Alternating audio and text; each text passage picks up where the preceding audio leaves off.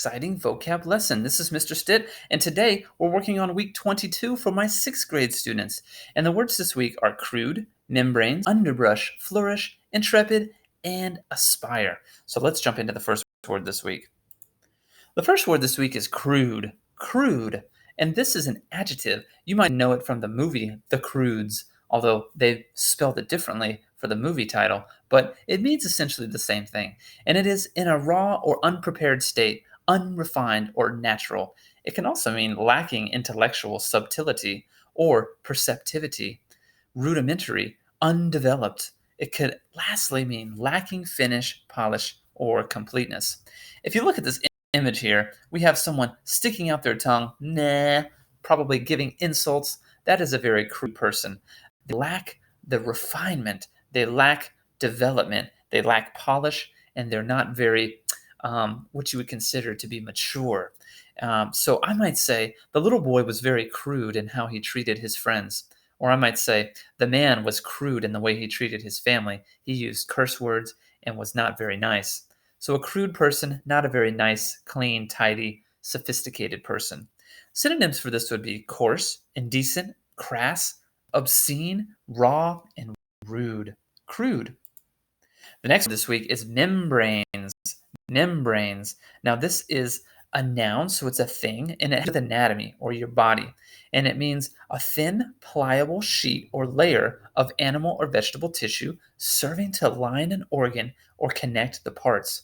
It can also mean the thin, limiting cover of a cell or cell part. Now, those are like the technical definitions, but a membrane is typically anything that serves as a layer. So your shirt can be kind of a membrane between the outside world and your body. You might have a fence around your house. That fence serves as a membrane between your backyard and the rest of the neighborhood. So a membrane, kind of something that serves as a thin kind of layer in between two things. Synonyms for this would be sheath, sheet, film, mucosa, or barrier. So I might say, as in a sentence, I might say, my body has a thick membrane called my skin to protect me from the outside world. Or used in another context, I might say, my fence is a membrane between my backyard and the rest of the neighborhood. Membrane. The next word this week is underbrush. Underbrush. Now, this is a noun, so it's a place, and it means shrubs, saplings, low vines growing under a large tree in the woods or in a forest. Now, you could have this in your backyard as well. Say, for instance, you had lots and lots of trees. You could have underbrush or lots of kind of bushes and shrubs growing underneath the trees. This area is typically kind of hard to navigate. So if you wanted to walk through this, you might have to have some sort of tool or machete to get through. But synonyms for this words would be thicket, brush, or underwood. Underbrush.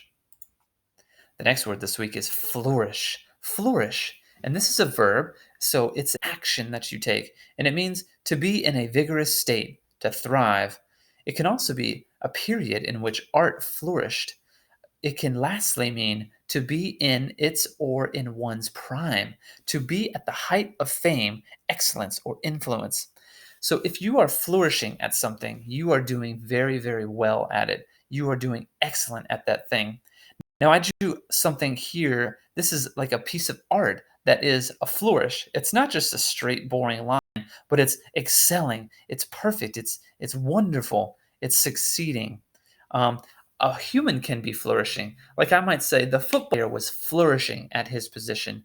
The artist was flourishing at designing the room she was working in. Synonyms of this word can be embellishment, ornamentation, garnish, or decoration. Flourish. The next word this week is intrepid. Intrepid, and it's an adjective, so you describe someone or something as intrepid. And it means resolutely fearless, dauntless.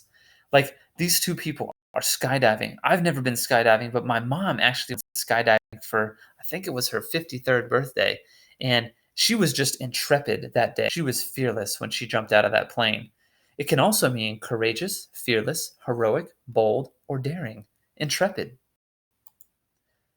The next word this week is aspire. Aspire. And this is a verb, so it's another action, and it means to long, aim, or seek ambitiously, to eagerly, desirous, or especially for something great or of high value, usually followed by to after or an infinitive. So I would say the cat is aspiring to catch the butterfly. Or I might say the butterfly is aspiring to escape the cat's clutches. So it's when you aim to do something. You can aspire to get good grades, aspire to be a certain profession in life, you can aspire to make money.